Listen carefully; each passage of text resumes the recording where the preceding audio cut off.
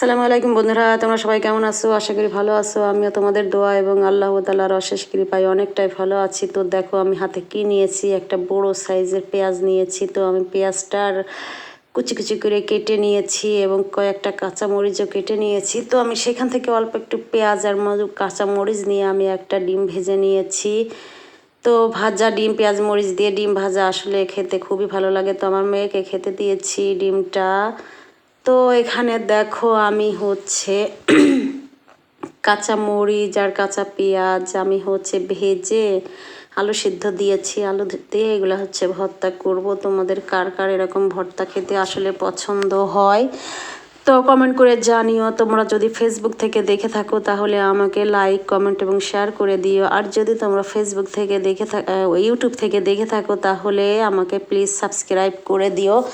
তো এই যে দেখো আমার কিন্তু কাঁচামরিচ পেঁয়াজ ভাজা হয়ে গেছে। তো আমি এখন প্লেটের এক পাশে রেখে আর বাকি অর্ধেকটা এক পাশে সেদ্ধ আলু আছে। তো আমি এটা দিয়ে একটু লবণ দিয়ে সুন্দর করে ম্যাশ করে ভর্তা করে নিব।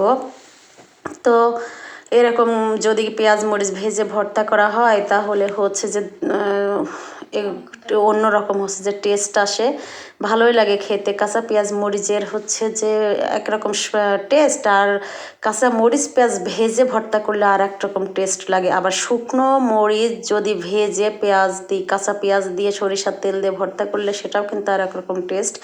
আসলে আলু ভর্তা বিভিন্ন রকমভাবে ভর্তা করা যায়। তো আমার কাছে কিন্তু সব রকমটাই ভালো লাগে। তো দেখো আলুটা অনেক গরম ছিল আর পেঁয়াজ মরিচ ভাজাটাও অনেক গরম ছিল। তো যার জন্য আমি যে একটা ভর্তা করার প্রেশারটা দিয়ে আমি চাপ দিয়ে দিয়ে ভর্তা করতেছিলাম। তো যখন আমার আলুগুলো ভাঙা হয়ে গেছে তখন আমি আলুটা অর্ধেক ঠান্ডাও হয়ে গেছে, আমি যাই হোক হাতে সহনীয়।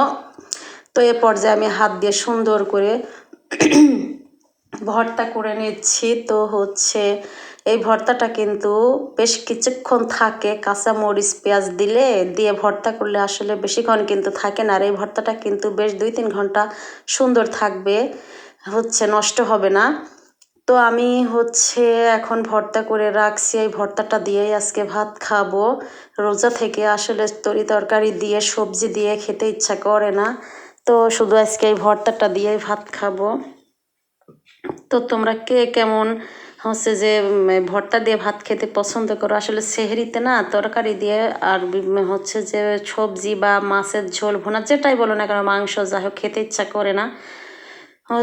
এই জন্য আমি ভর্তা করেছি। প্রায় দিনে আমি যে বিভিন্ন রকমের ভর্তা করি। তো এই বিভিন্ন রকমের ভর্তা যে করেছি। আর আজকে এই আলু ভর্তা এরকমভাবে করলাম, করে তো এই ভর্তাটা দিয়ে আমি ভাত খাবো।